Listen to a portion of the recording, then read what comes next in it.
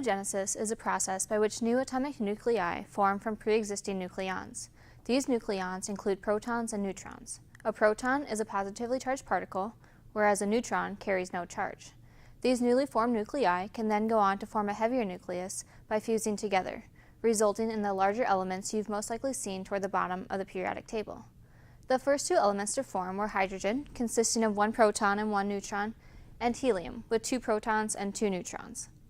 As I mentioned previously, pre-existing nucleons, such as protons and neutrons, are required for nucleogenesis. The process of fusion also requires high temperatures and pressure, which assist the high-speed collisions between the particles. However, succeeding the Big Bang, the universe began to expand and the temperatures dropped. By a drop in temperature, I mean to a few trillion kelvins. To define, 0 degrees Celsius equals 273 Kelvin. This drop in temperature allowed quarks to bind into protons and neutrons, followed by the binding of protons with neutrons to form atomic nuclei. The continuous drop in temperature, this time to a few billion kelvins, discouraged the formation of heavier atoms, since a larger mass requires greater temperatures and collisions at greater speeds.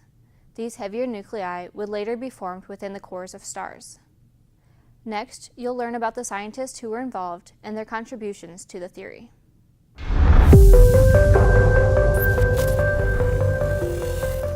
Sir Arthur Stanley Eddington was an astronomer, astrophysicist, and mathematician in the 1920s.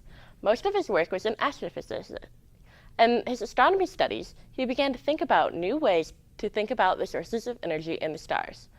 This brought him to be the first to theorize about nuclear fission and the proton-neutron annihilation.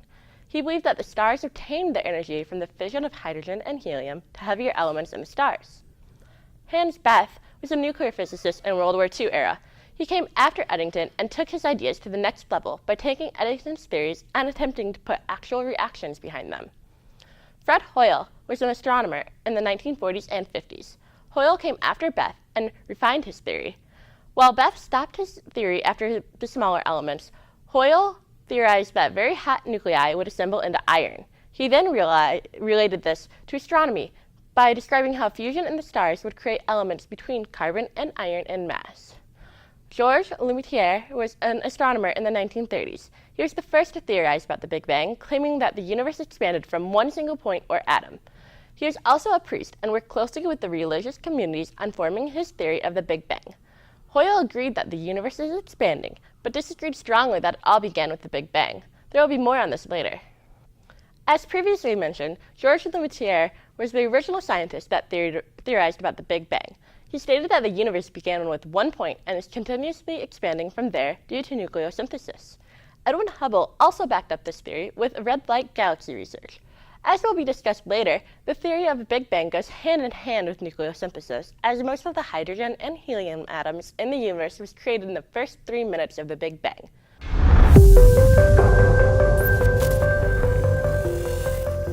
Stellar nucleosynthesis is the core of the theory of nucleosynthesis.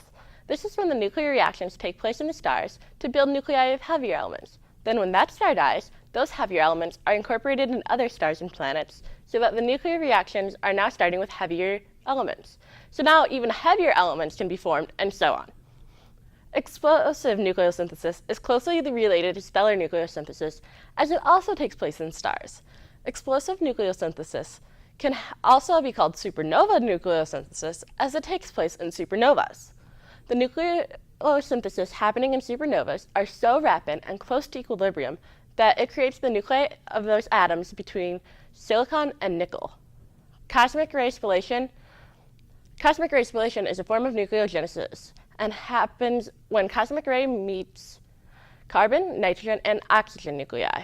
This is because the cosmic rays are generally made up of a free proton and neutrons, and they fuse to make other nuclei upon collision. Next, Stephen will talk about the supporting evidence and the Big Bang.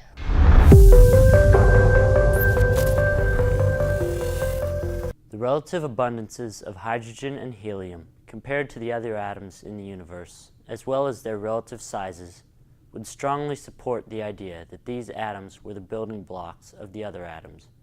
For example, if all the elements in the world were 1 million atoms, then 930,000 of those atoms would be hydrogen, 72,000 of them would be helium, and the next closest, oxygen and carbon, would be 800 and 500 respectively, which shows that hydrogen and helium vastly outnumber the other elements.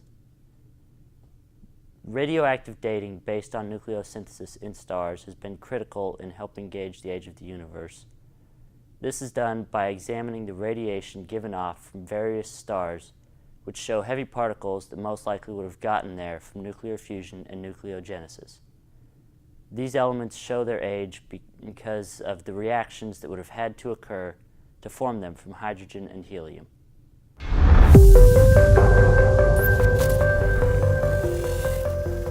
The theory of the Big Bang was introduced by Monsignor George Lemaitre, a Roman Catholic priest and physicist. Like Caitlin mentioned, he proposed that the universe started off as a single point of infinitely dense matter, called the primeval atom or the cosmic egg, which rapidly expanded and continues to expand today. He was led to this conclusion in part by looking at Einstein's theory of relativity. Originally, Lemaitre's theory was not widely accepted, but after a few years, Edwin Hubble made similar claims based on redshift light from distant galaxies, supporting the claim that the universe is expanding. Lemaitre believed that the Big Bang happened simultaneously with creation. Hoyle believed that rather than all matter was created at once via Big Bang, matter was created over time, and the universe is no longer growing, just moving like a river. Hubble's red light shift also supports this theory.